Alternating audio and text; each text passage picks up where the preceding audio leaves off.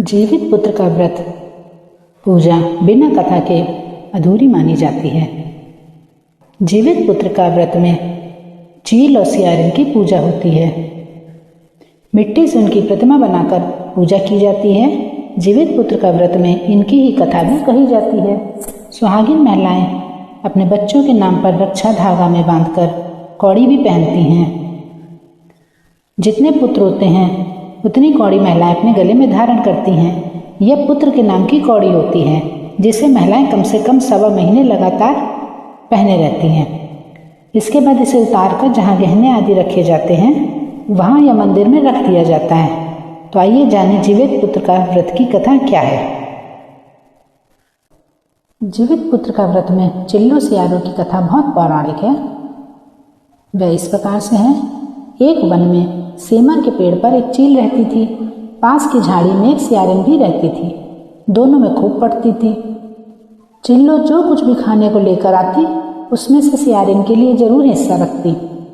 सियारिन भी चिल्लो का ऐसा ही ध्यान रखती। इस तरह दोनों के जीवन बड़े आनंद से कट रहे थे। एक बार वन के पास गांव में औरतें जीवतिया की पूजा की तैयारी कर रही थी। चिल्लो ने उसे बड़े ध्यान से देखा और अपनी सखी सियारो को भी बताया। फिर चिल्लो सियारो ने तय किया कि वे भी ये व्रत करेंगी। सियारो और चिल्लो ने जीवतिया का व्रत रखा।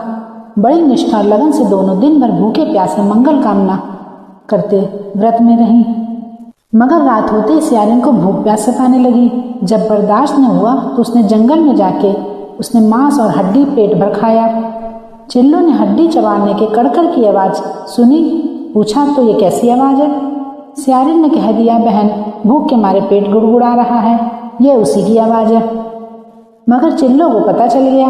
उसने सियारिन को खूब लताड़ा कि जब व्रत नहीं हो सकता तो संकल्प क्यों लिया। सियारिन लजा गई पर व्रत तो भंग हो चुका था।